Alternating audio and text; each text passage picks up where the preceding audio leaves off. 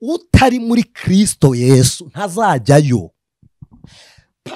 Nta gutorera monami, inyuma y'igihugu ni imbere mu kindi, iburengerazuba bw'igihugu ni iburasirazuba bw'ikindi. Utari muri Kristo ntari muri Data. Kandi bera b'Imana, haba ni Seti haba n'undi, ijambo ntiryemerwa kuko rivuzwe n'umuhanga. Ubwo bukoroni mu bwikuremo. Ibi bababwira ngo kuko uriya atize ngo ibyo avuze sibyo. Uwize bwa mbere se yigishijwe nande? Cyangwa uwigishije bwa mbere yigishijwe nande? Ariko kuki mufata ubumenyi butangirwa muri rusange mukabuhakanisha ubwenge Imana itanga by'umwihariko? Ijwi ry'umukanguzi. Nejejwe n'Imana iduhaye umwanya ngo tuganire ijambo ry'Imana. Nejejwe n'Imana ikuraritse kugira ngo ikuramburira amaboko, kuko mu ijambo ry'Imana harimo byose. Harimo gukira, mu ijambo ry'Imana harimo umunezero, harimo ubuzima, mu ijambo ry'Imana harimo byinshi. Rero uyu mwanya dushimiye Imana ko yemeye ko tubana muri uyu mwanya. Reka dufatikanye dusenge, dutegure imitima yacu, nitumara gusenga tuganire ijambo ry'Uwiteka. Imana Data wa twese uri mu ijuru, Imana igihome kidukingira, Imana ubwugamo bw'abizera, kandi ijwi riduhamagara, Imana ikangura abasinzire kugira ngo tube maso kugera ku munsi wo kuvuga ku ijwi ry'impanda. Turagushimiye.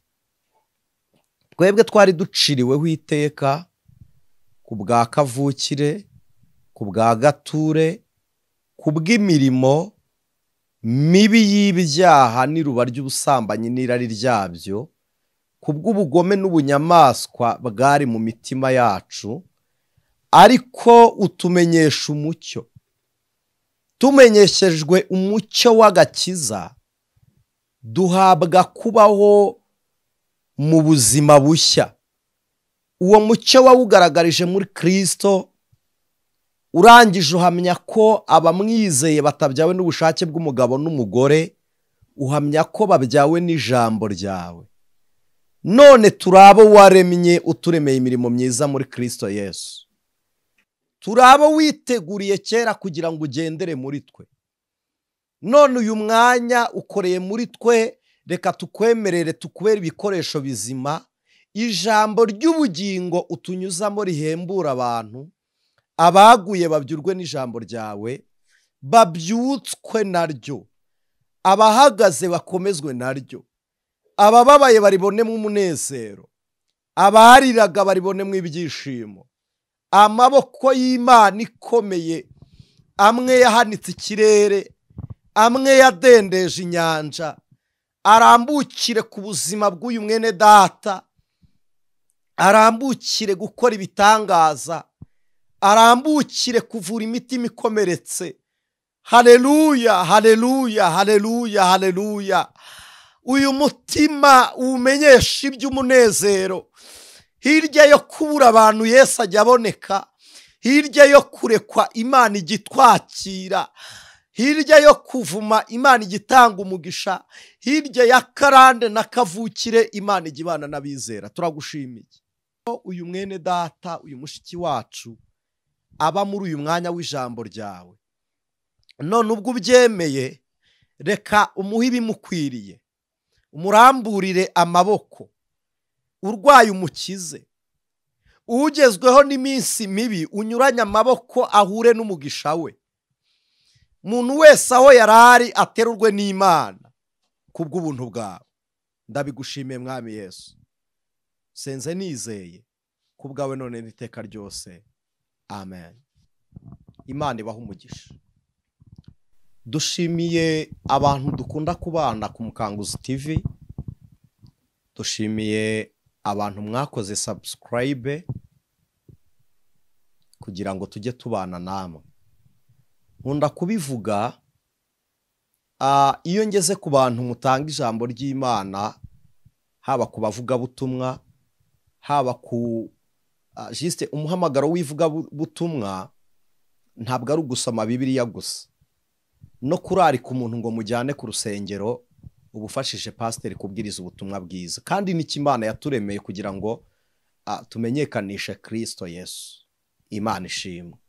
Rero iyo musheyarinze mugaha abandi ijambo ry'Imana muba mubahembura mu bugingo. Tekereza kuba wabaho ukabona umunezero w'agakiza ntiwifuze ko hari undi wawugira. Kuba wabona amahoro abonerwa muri Kristo Yesu ariko ntiwifuze ko hari undi wabona ayo mahoro, birasa naho waba utari n'umukristo. Ariko niba koko ubyarwa n'Imana, ntabwo mbabwira gusharinga ijambo ry'Imana ryo ku Mukanguzi TV gusa, no ku yindi cano aho wumva unyuzwe n'ijambo ry'Imana. Reba abantu nka babiri ko no mu kabara abantu basangira icupa. Ntabwo rero gusangira ijambo ry'Imana birimo inenge nko guha umuntu icyamusindisha. N'ibiryo umuntu aragusuruka mwarurira.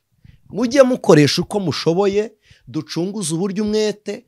Aniseti nicare ku Mukanguzi mbwirize, nugirirwa umugisha wo kumva aya materaniro tubane mu mwanya w'ijambo ry'Imana. Ariko nawe urebe undi muntu, dusiganwe n'iminsi kugira ngo tunyage Satani ubugingo bwa benshi. Imana ibaha umugisha. Rero dushimiye namwe mujya mutwandikira muri komenti, cyane ko ari naho ibibazo mwagiriye mu ijambo bibarizwa, ko nitubwiriza ukumva hari icyo ushaka kubaza, kibarize muri komenti tugusubize mu kiganiro kindi. Ko kuri WhatsApp kutubaza ntabwo mwese twabona uko tubasubiza, bijya bitunanira pe, mwihangane. Kandi bibabaza benshi ko tutabasubije, ariko nukuri turabinginze ku bwa Kristo Yesu, mujye mwihangana. Ariko iyo ubarije muri komenti turayisoma tukayireba, n'ikindi gihe mu kiganiro tukaba twakora ikiganiro turi gusoma komenti tugasubiza icyo mwabajije. Imana ibaha umugisha. Hanyuma nibigukundira mbere yuko wisengera ujye usengera abandi, nibigukundira mbere yuko wiha ujye utanguha abandi. Imana ibaramburira amaboko. Reka dusome ijambo ry'Imana mu gitabo cy'Itangiriro, ni igice cyaho cya 12.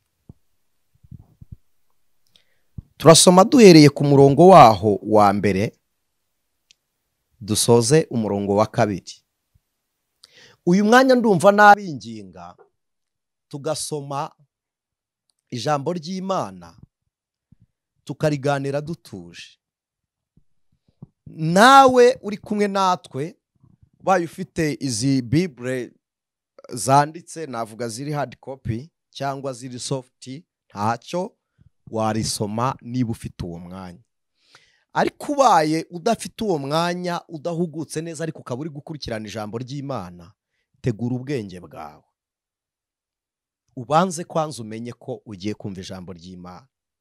Uyu ni umwanya wo kubaha Uwiteka, ni umwanya wo kuramya, ni umwanya wa Kristo, ni umwanya w'Imana ishobora byose. Imana yaremye ijuru n'isi. Nawe tanga umwanya nk'uwuhaye Imana. Imana ibaha umugisha. 12 igitabo cy'Itangiriro, murongo wa 1 n'uwa 2. Uwiteka ategeka Aburamu ati, va mu gihugu cyanyu usige umuryango wanyu n'inzu ya so, ujye mu gihugu nzakwereka. 2 haravuze ngo nzaguhindura ubwoko bukomeye, nzaguha umugisha, nzogeza izina ryawe, uzaba umugisha. Impamvu Bibiliya ivuze ngo ni Aburamu, yari atarahindurirwa izina. Aburamu na Sarayi. Sarayi ahinduriwe izina yiswe Sara. Aburamu ahinduriwe izina nibwo yiswe Abrahamu. Imana ibaha umugisha. Ndahasubiramo. Uwiteka ategeka Aburamu ati, va mu gihugu cyanyu usige umuryango wanyu n'inzu ya so, ujye mu gihugu nzakwereka. Umurongo wa 2. Hanyuma y'ibyo byose yo gukora iby'Imana imubwiye, hanyuma yo kuva mu gihugu, hanyuma yo gusiga umuryango, hanyuma yo kugera aho Imana izamwereka. Ku murongo wa 2, nzaguhindura ubwoko bukomeye, nzaguha umugisha, nzogeza izina ryawe, uzabe umugisha. Mwakire neza iri jambo ku bwa Kristo Yesu. Aha harimo amagambo akonfyuzinze, ariko umwuka w'Imana dusobanurira. Uyu ni Aburamu, muri ihangana dukoresha izina rizwi ryose, Aburahamu. Yari umuturage wo muri Uri y'Abakarudaya. Karudaya niyo India. Wari umujyi umwe ku bw'amateka n'uburyo bwo guhisha ibyagiye biba muri koloni, haba kuzizwi n'izitazwi.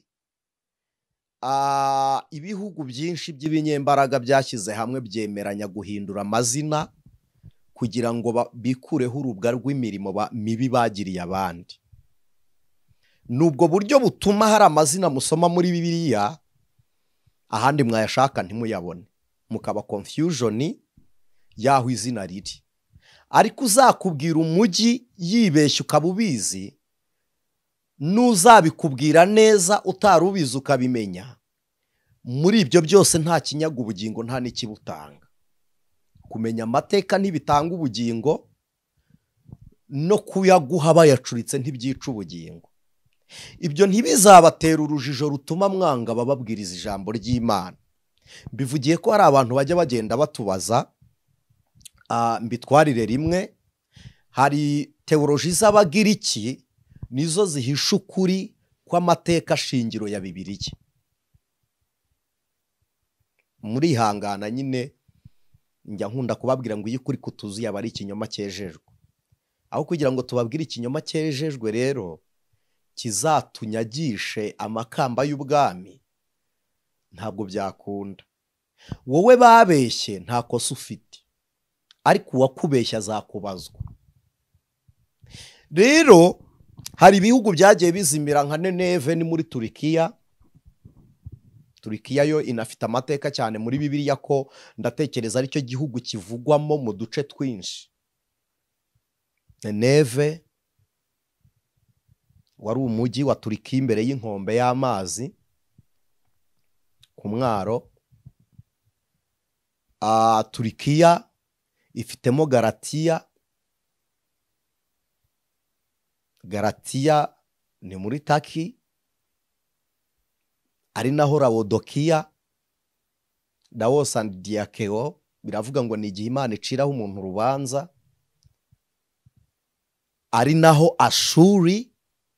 Ababyize muri histoire bo barabizi ko Ashuri muri histoire bayitaga Assyria cyangwa se Usi.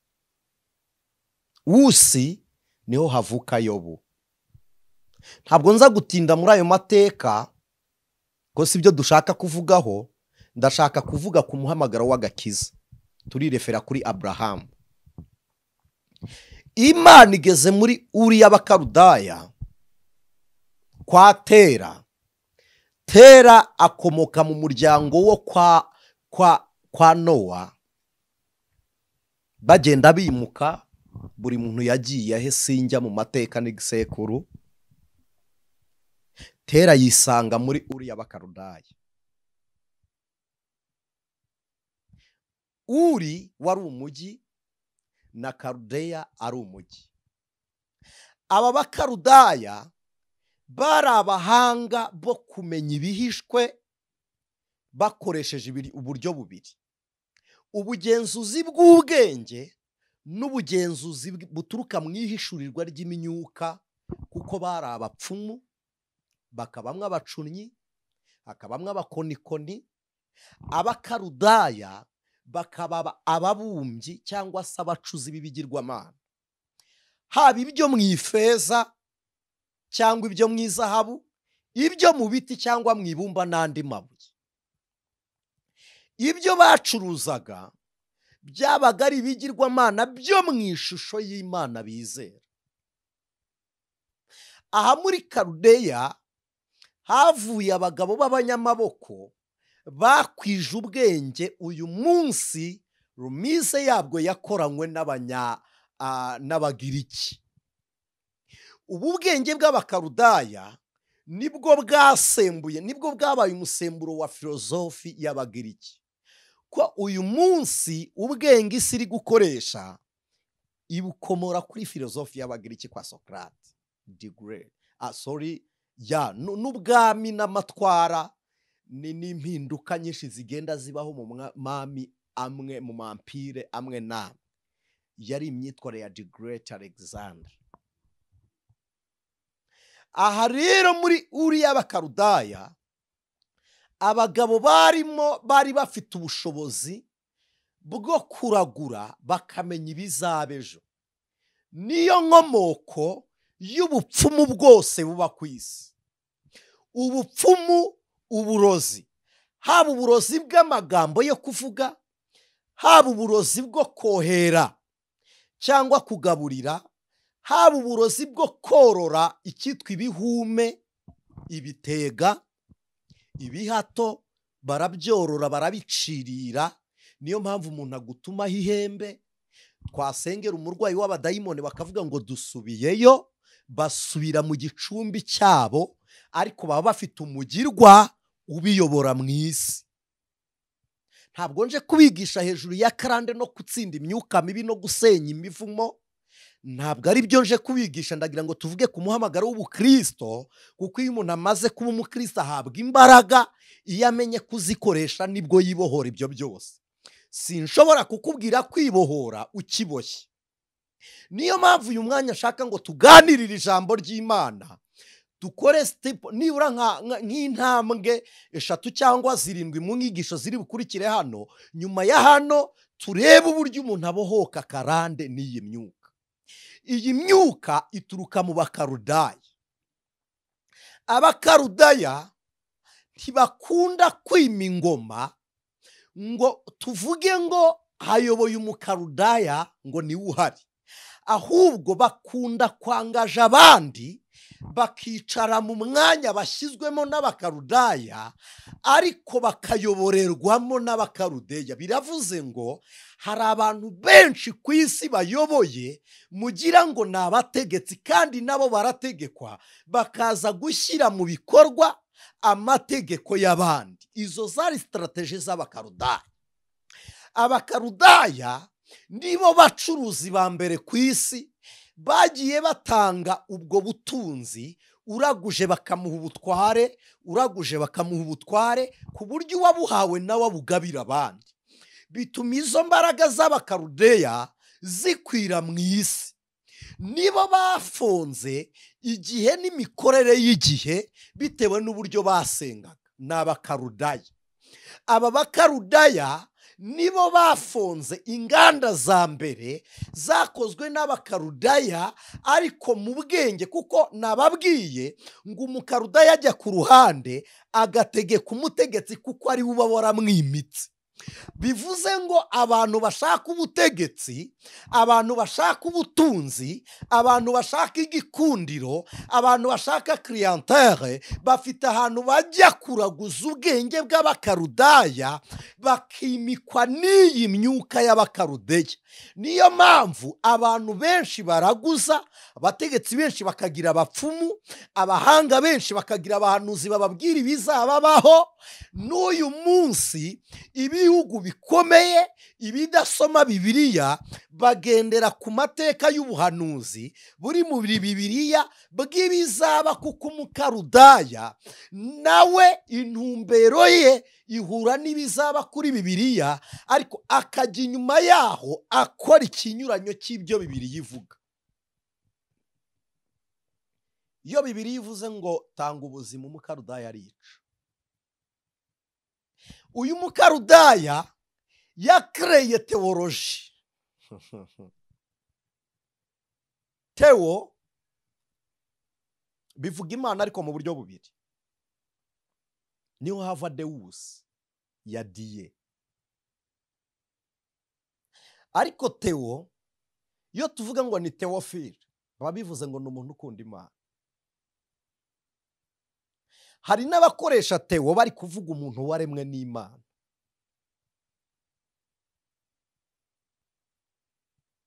iyo mitekerereze ya teoloji imwe n'imwe yakorewe n'abakarudaya. Babizaniye iki? Bazaniye kwigisha ubwenge bwabo, kuko abanyamwuka nimurekwa mugaguma muhishurirwa mukagendera ku murongo wa revolisiyo, murajya kontre n'abakarudaya, mukora iby'Imana ishaka. Kandi kugira ngo umukarudaya akomere nuko akora ibinyuranye n'iby'Imana ishaka. Kugira ngo rero gukomera k'umukarudaya bigume mu isi, arakreye isomo abigishirize mu mahame shingiro y'ukwemera kwanyu, ariko ashyiremo udukode dutuma uba ikivume mu maso y'Imana, ujye uvugira Imana, Imana itakwemera. Nimukurikira amateka, uyu munsi Australia ni ahantu bakunda kuramya no guhimbaza cyane, ariko kandi hakaba ibyigenge by'ibiririmbyi. Australia haba abaramyi bambara ubusa, ariko kandi hakaba abaramyi ku isi hose, niho hambere hari abaramyi baramya Imana, bakaramya Imana, ni Australia. Mbivugiye iki? Ubwenge bw'umukarudaya mu rusengero nigenda uramye, uririmbe, ugira ubuhanga mu ijwi, ariko kuko intego y'Imana mu bari kukumva nuko bakumva bakakira ibyo uri kuririmba bikaba transforma. Umukarudaya nta kubuza kujya kuririmba, arakwemerera kuririmba, ariko buri umuntu urangaje buri kuririmbira, bitume bumva amagambo anyura inyuma y'amatwi bakwirebere. Bwa mbere arakwambika imyenda y'urukozasoni, niko ubwenge bw'abakarudaya buteye. Mu gihe uri kuririmba, wowe uraririmba ubugingo bwawe ubufasha, cyangwa se umuntu wawe w'imbere, amarangamutima yawe uyahembure, uyahe ibyo ushaka guha abandi. Ariko bamwe uri kuririmbira ntibari bwakire wa murongo w'ibyo uri kuvuga, ahubwo bararangazwa n'uko uteye, forume y'umubiri wawe. Kuko ubwenge bw'umukarudaya burabanza bukudodera ikanzu irangaje abantu, bukwambika ibyenda by'akajagari. Ntabwo amaherena si mabi, ariko hari ibiza bikarangaza abantu. Uko biri kubarangaza, ya inspiration ntabwo uri bwongere kwinspira abantu. Niba bitari bube, biravuze ngo bazajya bahuriraho, ariko biba umugenzo, ibyo mukora ntibigire ubwo bihindura abantu. Ubwirize, ariko ku bwenge bw'umukarudaya ntuhave utabiyemeyeho, ntuhave utababwiye ibyo utunze, ntuhave utababwiye ibyo ufite. Duhere mu kwivuga Kristo nitumuvuge. Ubwenge bw'abakarudaya budutwara igihe. Ubwenge bw'abakarudaya mu rusengero ntibwemerera umukristo kwihanganira umwigisha cyangwa umupasiteri warengeje iminota yo kubwiriza. Ariko kandi ubwenge bw'umukarudaya muri fanatizme bunezeza umufana mu gihe bongeye iminota ku mukino. Bya bindi bibarangaza bitagira aho biri butushe ku bugingo, umukarudaya bongera igihe. Ariko bimwe biri bukore ku bugingo, kuko ubugingo buzasa gutegeka umubiri. Nibitegeka umubiri muzica amategeko y'umukarudaya. Hanyuma ubugingo nibuhembuka muzafunga ikirere cy'imyuka mibi y'abakarudaya, kuko ubugingo nibuhembuka buzabaha imbaraga z'umwuka. Imbaraga z'umwuka nuzibona, uzajya ufunga ikirere cy'umwuka n'ubushake bw'isi n'umubiri na Satani, uzabitegeka kuko ni wowe mutware. Ariko umukarudaya arashaka ko ari we ukuyobora. Rero ntabwo akwemerera kwisanzura. Nujya kuramya mu rusengero, baragukingaho ibibazo waje ufite.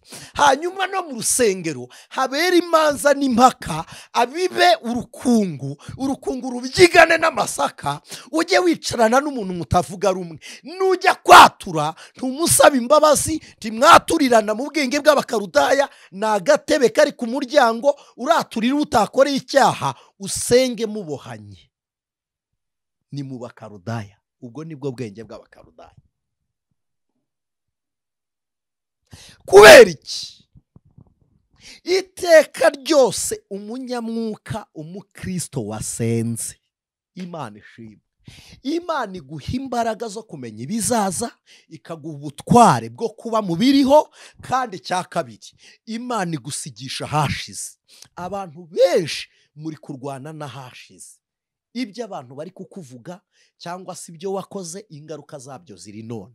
Umukarudaya rero akubohesha ahashize, akakubohera kwa sogokuru, akakubohera kwa nyogokuru, akakubohera kwa nyogosenge, akakubohera mu mateka, akakubohera mu maraso y'iwanyu batanze, akakubohera muri ayo mahame n'imigenzo n'amategeko, ukajya usenga wizengurukaho. Icyo nicyo kijya cyitwa karande. Ni wa mwuka w'abakarudaya ushaka kutubohera ku bagiranye nabo amasezerano. Rero kugira ngo ucike aya masezerano y'abakarudeya, bisaba kubanza kuba umukristo. Niki gitumye Imana isanga Aburahamu?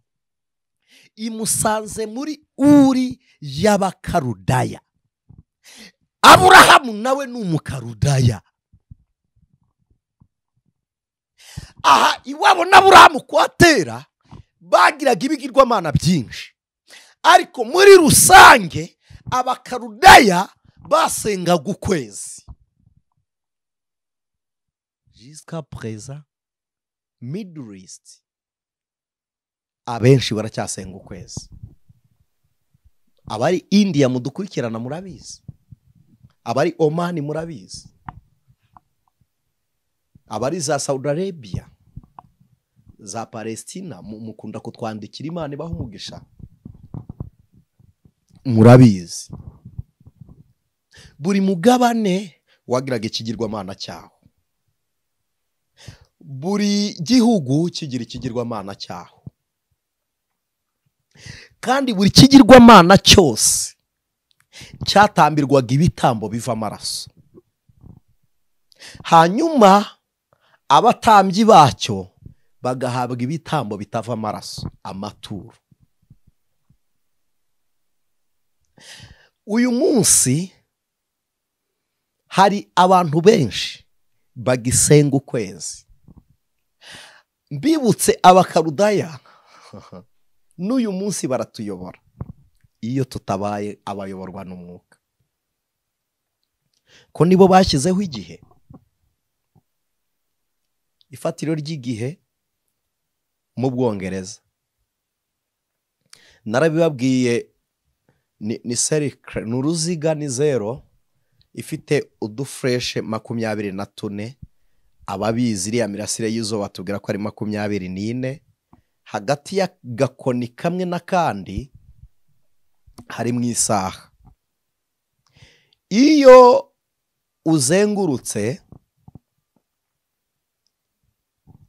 ukava ku gakoni kamwe ugera ku kandi n'isaha, iyo uzengurutse hose hakuzura, ababaye amasaha 24 niyagize umunsi.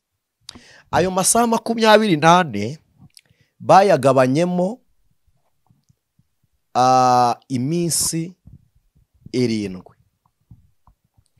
7 biravuga ngo n'umwuzuro, biba bisobanuye umubare wuzuye, haba ku Mana cyangwa kuri Satani. Umubare 7 ukora hose aba ari umubare wuzuye. Muri Middle East wari umubare w'ikimenyetso, n'abarikaza baragikoresha abantu bagira amayesinye yo mu mvugo n'indimi, cyangwa abakura ururimi mu rundi, ko indimi ntizirashira n'uyu munsi twavumbura urundi biterwa n'urwo twumvikanyeho. Sinshaka gutinda aho ngaho. Bafata iyi minsi 7 bayigira icyumweru mu byiciro 4 bigize ukwezi. Ibi byiciro 4 bigize ukwezi bagendereye ku ntara 4 z'isi: amajyepfo, amajyaruguru, iburasirazuba n'iburengerazuba. Bahagabana gutyo. Kwa kuhagabanya bitewe n'amerekezo y'umuyaga n'izuba nicyo bagendereyeho, kuko tuvuga amajyepfo bitewe n'izuba, tukavuga amajyaruguru bitewe naryo, iburengerazuba n'iburasirazuba biterwa naryo. Akenshi iyo abantu bagiye kuvuga amajyepfo bahera ku murwa mukuru w'igihugu, bakavuga ngo ni amajyepfo y'umurwa mukuru w'igihugu cya Kigali, plutôt w'umujyi wa Kigali. Ni amajyaruguru y'umujyi, ni iburasirazuba bw'umujyi, nuko bakunda kubipanga. Ibyo nshaka kuvuga ni iki: ibi byiciro bine nibyo birere bine Imana yavuze ngo abamarayika bafashe ibimenyetso bahagaze mu mpande enye z'isi. Ntabwo umukarudaya yapfuye kugena ukwezi ngo akugene mu byiciro bine atazi icyo akora. Yabigennye akurikije geste prophétique, akurikije ikimenyetso cy'ubuhanuzi bwavuzwe n'Imana bitewe n'aho marayika w'Uwiteka azahagarara.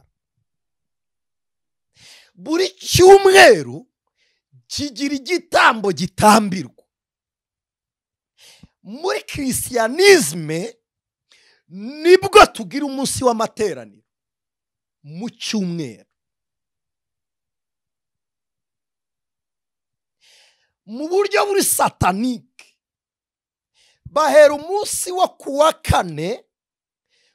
kane mu masaha y'ijoro no kuwa gatanu kugera ku munsi wo kuwa gatandatu aba ari iminsi yo kumurika ibitambo, aba ari iminsi yo gutamba. Cyane cyane umunsi kuwa kane ku mugoroba ushyira uwa gatanu, umunsi wo kuwa kane nimugoroba no kugera kuwa gatanu aba ari umunsi w'ibitambo by'Imana z'imyuka zikora ibikorwa bigaragara kandi Imana zinywa amaraso. Umunsi wo kuva kuwa gatandatu kugera ku cyumweru wabaga ari umunsi wo gusenga Imana zitaboneka mu isi ariko kandi ziri logique batekereza ko zibaho. Hakaba n'ibigirwamana byitirirwaga izo mana baterekaga aho ngaho.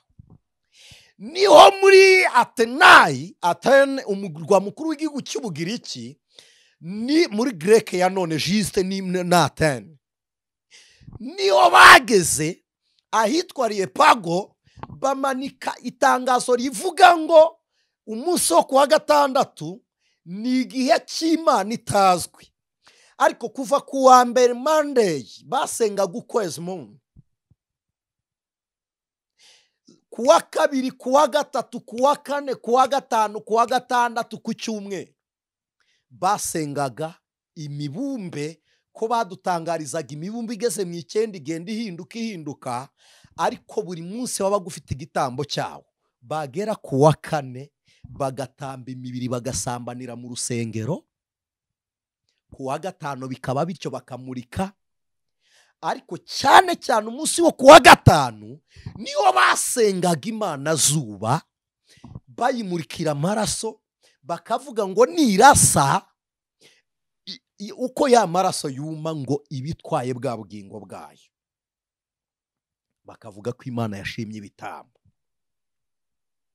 Umunsi wo kuwa gatandatu ari wo munsi utazwi, ari wo sabato, Imana iravuga ngo ndawejeje, ari wo muzajya musengaho kugira ngo musenye ibicaniro biba byubatswe, mujye musenga.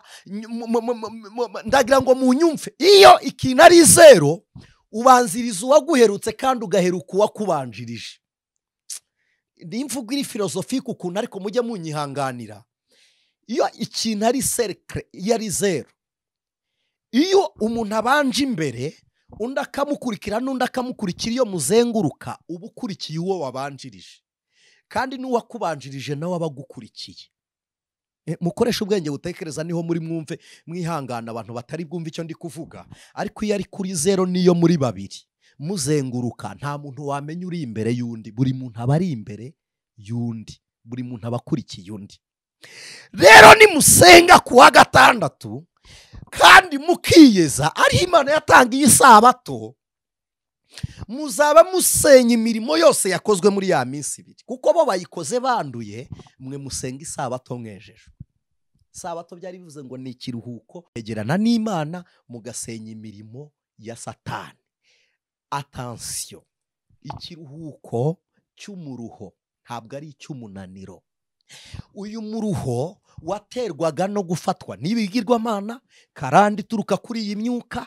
Ubukoroni bwavuye muri ya colonization, murabizi abanyegiputa bakoronizwa, none wagahinda n'ishavu mwatewe, imvune mufite mu mutima, mujye muyiruhuka ku munsi wejejwe n'Imana. Ariko ikibabaje, abantu baruhukaga umunaniro ariko umuruhuka bagumamo. Imana yohereza uburuhukiro muri Kristo asimbura isabato. Uyu munsi wasiba isabato nta cyaha uba ukoze, unayisibutse nta cyaha ukoze. Kuyisiba ntibitanga ubugingo, no kuyica ntibibuza ubugingo. Isabato yacu iri muri Kristo. Ijambo ryavugiwe igorogota ku musaraba, yaravuze ngo abarushye n'abaremerewe muze musange ndabaruhura. Yari yimuye uburuhukiro bubonerwa mu minsi no mu mboneko z'amezi, bwinjiye muri Kristo. Uyu munsi haruhuka uwizeye Yesu. Imana ibaha umugisha. Umunsi wa ku cyumweru hasengwaga Imana zuba.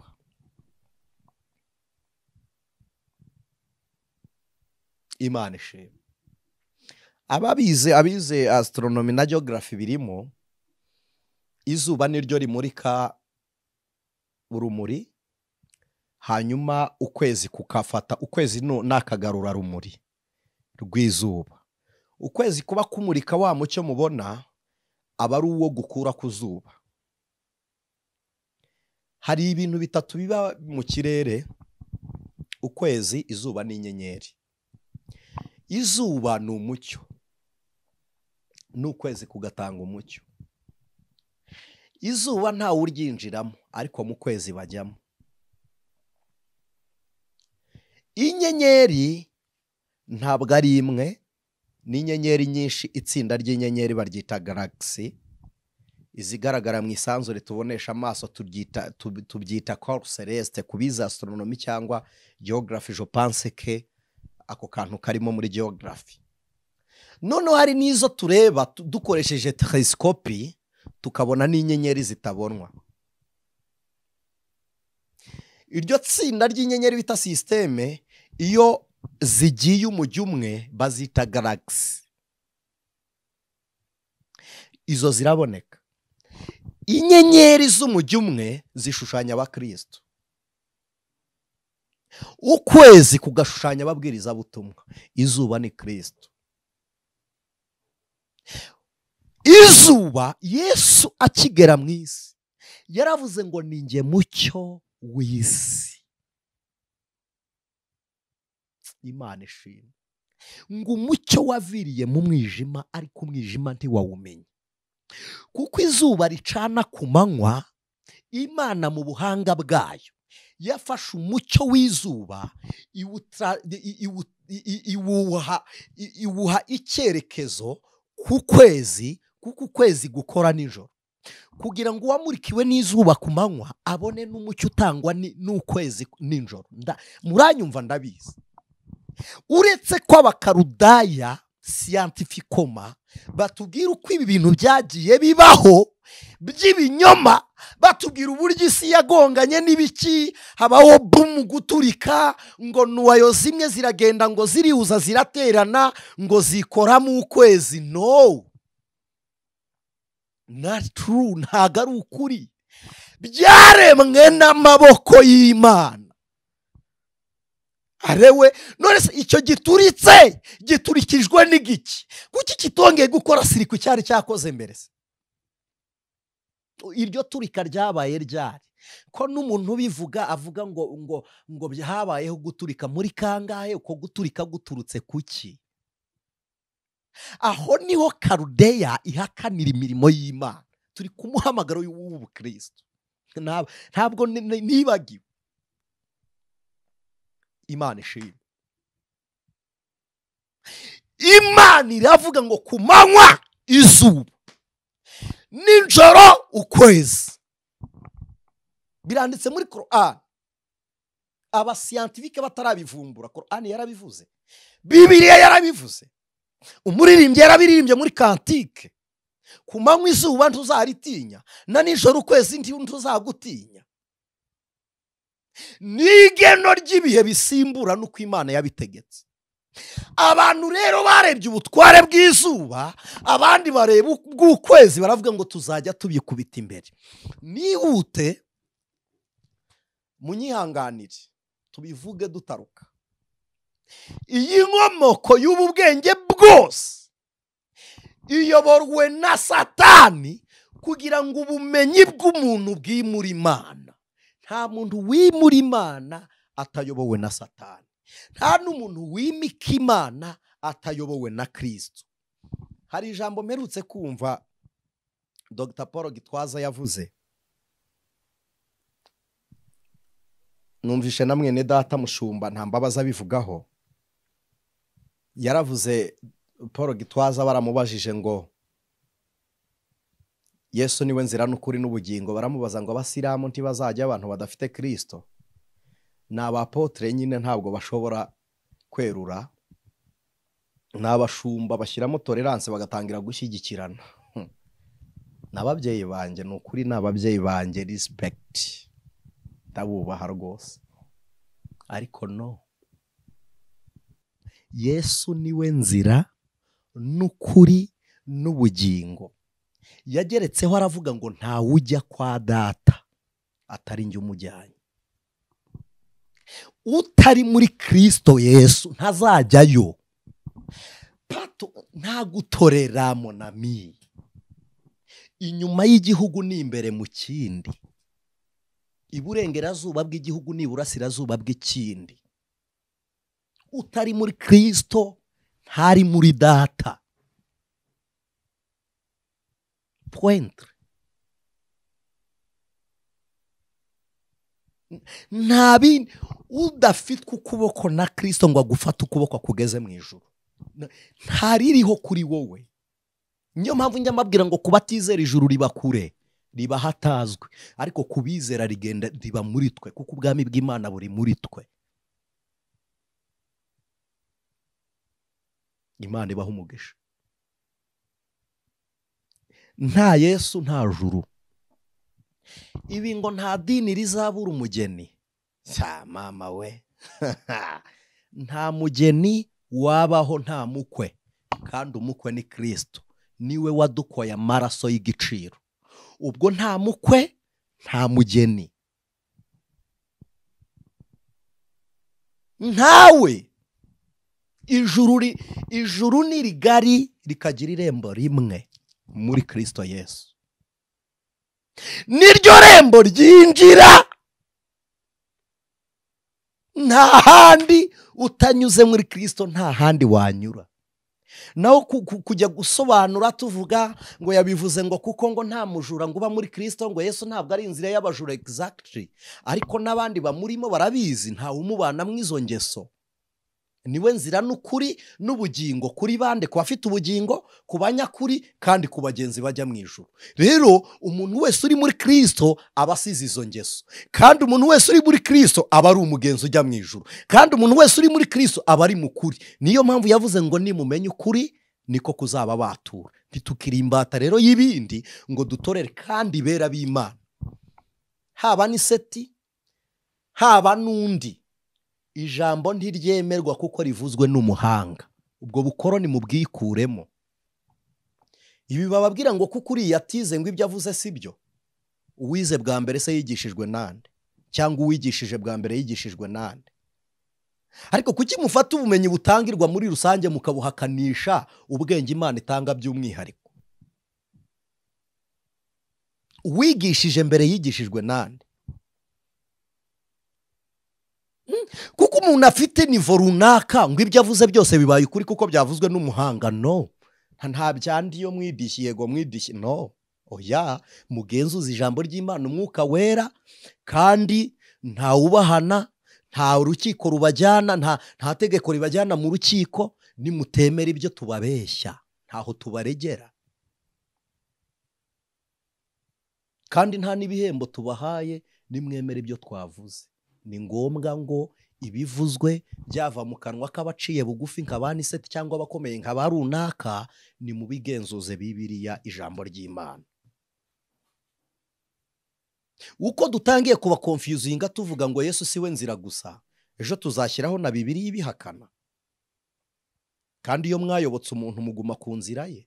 Ariko ikintu nshimira Imana, umuntu wabeshywe ayoboka vuba iyo amenye ukuri, ariko umuntu wibeshye ayoba buri munsi niyo yumvishwa ukuri. Ngaruke kuri Aburahamu dusenge. Aha Aburahamu yarari bo ntibasengaga izuba. Izuba ni uguturuka muri Taliyana mu Bataliyani niho basengaga iri zuba. France yigeze yabikora, no mu Bwongereza byigeze byahaba, sintinda muri ayo mateka.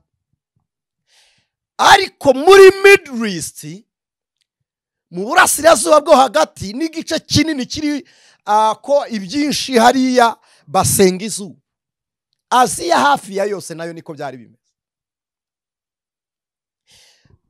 Nyuma rero Imana ireba Aburahamu wikubita munsi y'ukwezi usenga ibigirwamana akabicuruza, imurebera hashize, imurebera muri Imana irebera Aburahamu muri se Loti, irebera Loti muri Plutôt irebera Aburahamu muri Tera, Tera imurebera muri Nowa. Nowa amateka yaragaruka, Imana yibuka uburyo yari umukiranutsi, irangije iravuga ngo sinzatakaza umukiranutsi iteka. Ori yapone sayinimondra pehosa nimoria shatoria kotayinima emoni mandia sayinimoria. Imana ntizatakaza umukiranutsi tokitari wabone sayinimondra. Niya bariho bakiranirwa, izajya no kukana katazi shinge na rugero igaha ubutumwa kabwiriza abakiranutsi baboneke. Nikabura nako kakaba kigenge, Imana izashakira umukiranutsi mu nda mu bataravuka. Yabwiye Yeremiya ngo nakwejeje ntarakurema, nkweza utaravuka ngo ushyiriraho kuba umuhanuzi. Imana ishimwe. Umuntu wese avuka avukiye umugambi w'Imana. Aburahamu ngo agwa ku gitabo cy'amateka y'ibyabaye ku mwuzure wo kwa Nowa, areba Imana yavugaga, areba igihe yikubise imbere y'ukwezi kutavuga, areba imbere acururije ibigirwamana bitavuga, arangije aravuga ngo hari indi Imana ya sogokuru, ya sogokuruza Nowa, iyo yagiye. Reka nkubwire ngo irahari. Niba hari umuntu mwegeranye mubwire ngo iracyahari. Yarivuze, Jehova ndiho. Imana ishimwe. Yarivuze ibwira Mose ngo ndiho ndi Uwiteka. Imana ihoraho. Ukwezi kurazima, umwijima ujya ugutwikira, izuba rijya ribura imvura ikagwa. Abasenga ukwezi bagutegereza after Sarathini. Ariko Imana ihoraho, ndiga yihishe inyuma y'iminsi. Abakarudaya barayifashe ukwezi bagupariranya mu masengesho bagusenga, bahita baguhuza n'iminsi 30 bihaye. 30 iminsi 29 kuva kuri 28, 29, 30 na 34, naho harimo iminsi 4. Mutazi urujijo rwayo, ababizi mu Kigiriki hari iminsi igende gahura ariho aya masaha rimwe na rimwe asigana, umunsi ukagira amasaha make. Hari abantu babizi nyine babyize, murabizi, sinshaka kubibabwira. Hari ijoro rijya ari ijoro rigenda rigahura, umunsi amanywa n'ijoro bigahura, icyo bita equinox. Ntabwo nshaka gutindaho, ariko reka mbabwire ngo izuba rijya rizima. Nafashijwe n'iseti. Reka mbabwire ngo ukwezi kujya kwijima, ori ya bone sayinimondra. Reka mbabwire ngo igicu kijya gitwikira inyenyeri. Reka mbabwire ngo wasenga ukwezi ku wa mbere, ariko ku wa kabiri hakaza ikindi. Wasenga Mars, Saturne zikazana za Mercury, wabisenga bigakora accident bikagongana. Hari ibigenda byimuka, si ngombwa kujya muri ayo mateka cyane, ntaza kurushya batarabyize. N'ababyize sindi kubibabwirira kubimenya, ubwo murabizi. Ariko reka mbabwire, ari igihe kijya kibaho amatelefone yacu akikoroga bitewe n'uruhererekane ruba hagati y'imibumbe n'iyindi, bitewe n'aho amasatelite bayashyize location zayo. Ariko Mana y'imbaraga we, hakaba iyo mpanuka. Ariko umuntu uri mu Mana nta munsi ajya agubwa nabi kubw'impinduka z'Imana. Imana ihora ariyo. ntigisaza ngo abayirimo baborere muri yo, ntigipfa ntisinzira ngo nibura abo yarindaga babe batewe n'ibiza. Abasenga umubumbe imvura iragwa igasenya, mu Mana nta tsunami nta muyaga, aho niho Imana ishaka ko mutura. Rero kuko abakarudaya batuye muri ino si rimwe amakuba, barashaka kubafatiranya n'amakuba ngo babayoboze amarangamutima yanyu, babahuze n'igihe cyabo, mujye mugendera ku murongo w'ibyo bashaka, nicyo cyitwa iterambere. Ariko ndakwinginze rigire ku bwa Kristo, ariko kandi ugire na Kristo ku bw'iterambere. Imana ishimwe. Ndagira ngo bera b'Imana, Aburahamu ahamagawe, Imana yarebye Aburahamu uri kuvuga ngo Imana yahozeho ikabana na Nowa, bakabana imyaka 120, akabaza inkuge ikamubwira uko bigenda. Iyo Mana izi uko abantu bakira nuko bapfa, ni iyihe Mana? Reka nkubwire, niyo izi uko upfa ni nayo izi uko ukira. Iyo niyo twizera. Niwe Uwiteka, niwe uzi ibyo utunze n'ibyo udafite, niwe uzi ibyo uzageraho n'ibyo watakaje. Ni Imana izi urunyurane rw'ibihe, kuko bitarabaho irahari, bihari irahari, binashize Imana iriho, ihoraho. Niyo mpamvu wizera ibihe agasenga ibihe azeshuwa mu gihe cy'ishira ryabyo. Ariko umuntu wakoranye n'Imana uriho kuko nayo iriho, uzatsinda kuko itsinda, urakomeye kuko ikomeye, urakize kuko ikize. Ariko Mana y'imbaraga, nta ukuroga kuko itarogeka. Izi mbaraga n'ubwenge n'imyuka mibi by'abakarudaya ni wowe wenyine, umuntu usenga ku bw'izina rya Kristo. Nawe udakijijwe, nawe udasenga ku bwaryo, urabizi ko nta rindi zina wirukaniramo abadayimoni ngo bagende.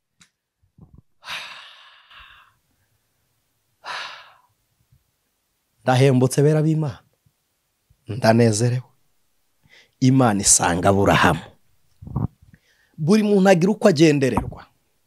Uyu mwanya wowe uragenderewe, uyu mwanya nawe uragenderewe, uyu mwanya uragenderewe. Reka dufatikanye dusengere hano kugira ngo bitaza kuba birebire bikabajena. Ndabizi hari abo dusoje badashaka ko dusoza. Ntabwo ndi buhaguruke hano dukore session ya kabiri ikiganiro yiri jambo ry'Imana ku muhamagaro w'Ubukristo. Imana yarebye Aburahamu iravuga ngo ndaguhamagara. Mu muryango uvukamo, mu gisekuru urimo, Imana iguhamagare, muri za karande igusohore. Rambura ikiganza dusengane. Hereza Imana umutima wawe. Aturibwire ngo akira n'umubiri, yibwire ngo akira ubugingo, yibwire ngo ndakwizeye. Amen. Mana turagushimiye. Niwe Mana y'imbaraga, niwe Mana umuhanga, niwe Mana umukozi w'umuhanga. Tujye ukiranirwa Mwami. Ushobora byose, ushobora byose. Ganiriza ubwenge mbere yo gukiza umubiri, ubanza ukiza ubugingo. Ni wowe uzi uko wahera, ni wowe uzi aho wabanza, kugira ngo aba bantu bafatire mu bumenyi no mu kutamenya, ubasobanurire iby'agakiza. Ni ku bwa Kristo Yesu. Amen. Ijwi ry'umukanguzi.